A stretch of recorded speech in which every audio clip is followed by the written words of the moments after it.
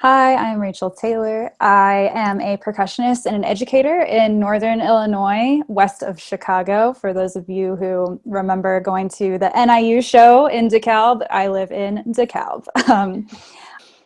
I teach a lot in this area. I teach front ensembles, I teach drum lines, and I also perform with a chamber music ensemble. We're called Progetto Arco Musical. We're a Berimbau sextet. And I am the founder of Girls March. Girls March is an organization that advocates for women in the marching arts right now, specifically with women in percussion, because I'm a percussionist. But I do hope that we can expand that to more women in the future. Describe your involvement or history with the Mandarins.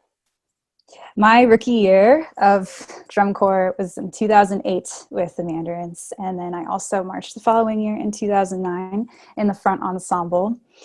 I love the story of how I got into drum corps because it is kind of totally happenstance. It feels almost too good to be true in a lot of ways. So I went to high school at Oakmont High School in Roseville, California.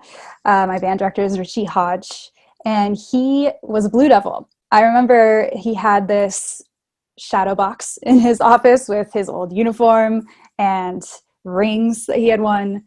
And I just had no idea what that was. My first year of any kind of band in school was actually my freshman year of high school. So I was a pianist and an organist before that. So my first intro to any kind of percussion was marching band. And, you know, I had heard people talk about the Mandarins, but I didn't really understand what it was. I just knew that it was something that some kids in my band did sometimes. And I knew that the people who did it were like some of the best musicians in the band. And I think the first time I ever saw the Mandarins perform was at the Pacific Rim Festival in 2007. Everybody who's a Mandarin knows that we always perform there. And I will never forget what that was like. I remember going to watch them warm up, and it was under a bridge in the shadows because it was so hot, of course, in Northern California at that time in the summer. And I had never heard something like that before, just the brass.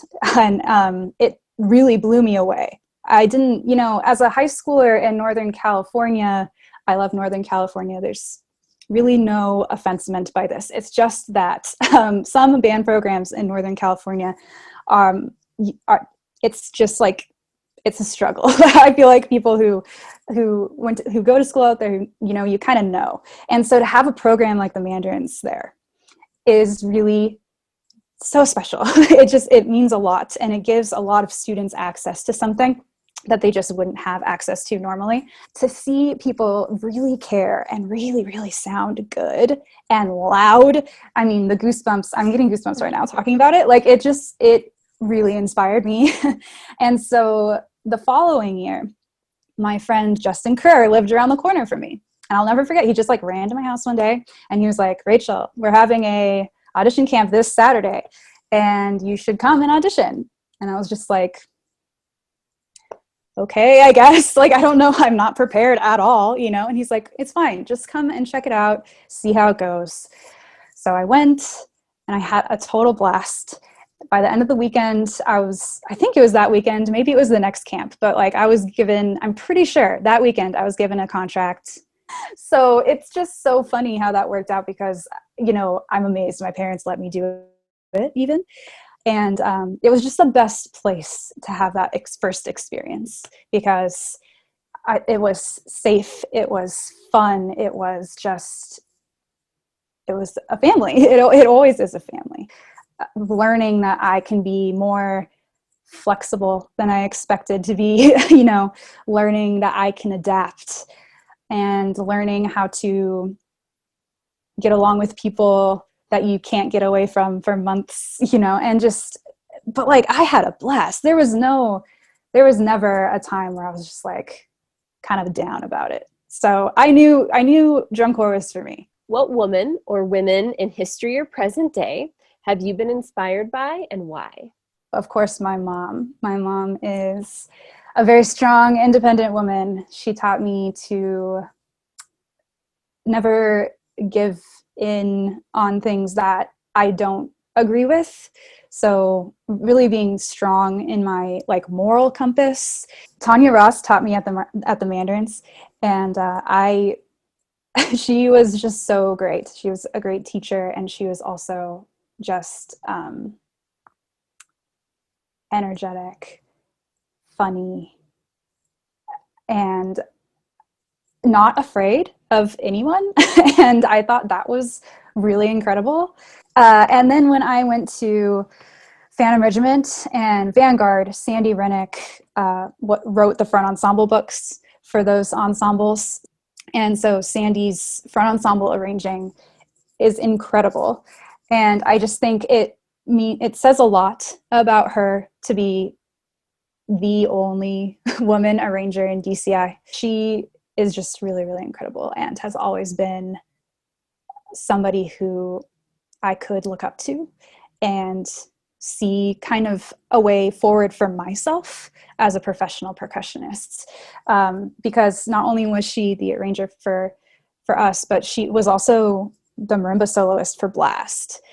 So she's an incredible musician. Evelyn Glennie is the first woman percussionist to make like solo percussion her career. I think almost everybody knows who she is. She's very famous, especially in the percussion world. But I do think there are a lot of people who aren't percussionists who know who she is, just because there have been a lot of documentaries about her and things like this. In terms of like drum set players, since that's kind of an older style since that is an older art form, we have like Terry Lynn Carrington, we have Karen Carpenter, and Viola Davis. These are some of the first women that I learned about and researched and found really inspiring, since they, have all been playing in like the jazz scene, which is heavily male dominated. So to see them succeed at all points in history is really inspiring. The last one I'd like to mention is Elaine Jones. Elaine Jones is one of the first Black women timpanists. And I know for a fact she's the first Black woman timpanist for an opera. I do not know if she's the first Black woman timpanist, period. But regardless, she is alive and well. She has an amazing book out. And I just, a lot of these women who are making history, a lot of these women who have made a way forward in an art form that clearly did not want them there, are still here with us, a lot of them. And it just is a good reminder that this stuff is not old, it's very recent. And I have every reason to thank them for who I am today and how I have been able to be where I am today. What advice do you have for young women who are just starting out in their field? You never know until you try. And I have lived by that my entire life. I didn't really know that that's what I did, but when I went back and kind of traced the line, if you will, that is kind of the question that I was always presented with. And just don't be afraid of not knowing the outcome of something, and don't take yourself out of an equation until you've seen that equation through.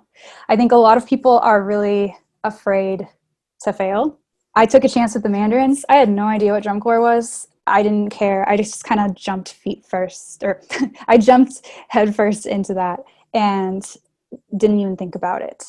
When I had an opportunity to audition at another place, even though I really, really loved the Mandarins, I just didn't know what was possible, So I tried and that's what happened. And then I met all of these incredible musicians who, most of the percussionists that I marched with at Phantom Regiment were percussionist from the University of North Texas.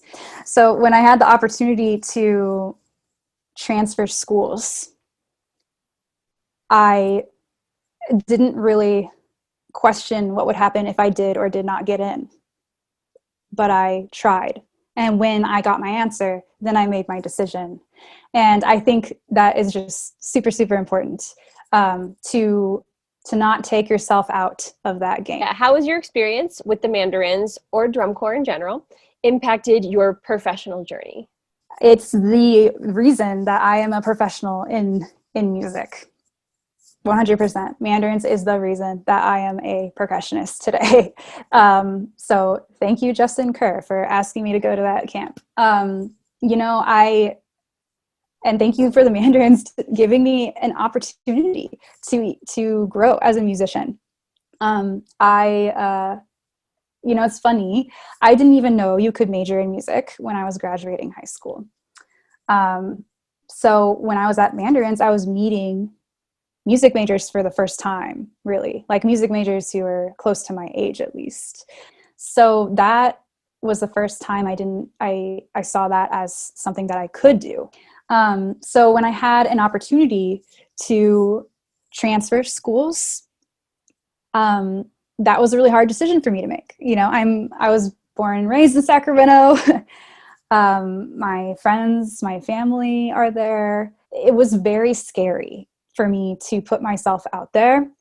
But when I was, playing around all these musicians who were so much better than me, I started to realize I wanted that for myself too.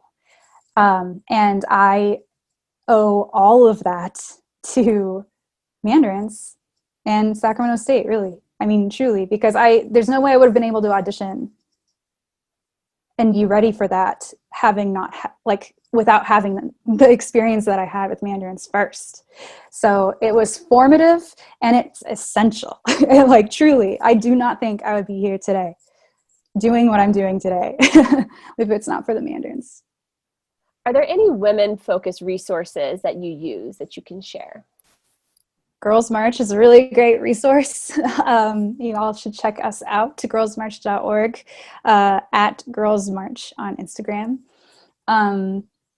And I actually have a friend who started El Paso Jazz Girls, which is another great resource for young jazz musicians.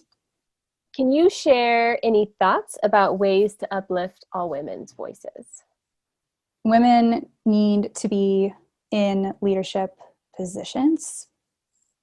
And any opportunity you have to hire somebody new for a position, any opportunity you have to listen to women talk about their experiences, you should take it. We can't do this by ourselves. We need each other. I think it's really important to understand that there's just something there's something everyone can bring to the table, and there's room for everyone. And so to bring somebody new into your circle, I think, especially for music educators, we're getting better at this all the time, but it's very common to be like, oh, I know this person, they're my friend, let me refer them to you for this job opening. And if we keep doing stuff like that, we're never going to find people who are different than us. And we need to do the work to do a little extra research to find people who are qualified because they're out there. It's just a matter of finding them and putting them in the positions that they need to be. I'd say if you're on some kind of committee, if you do any kind of education conference work, if you are on those panels, if you're on, asking women to submit, doing a little extra work to find women who are doing interesting things and asking them to present, or giving them an opportunity to present, can mean the world to them, but also to the other educators who are going to learn something from them, and to those students who are going to see their teacher being successful professionally.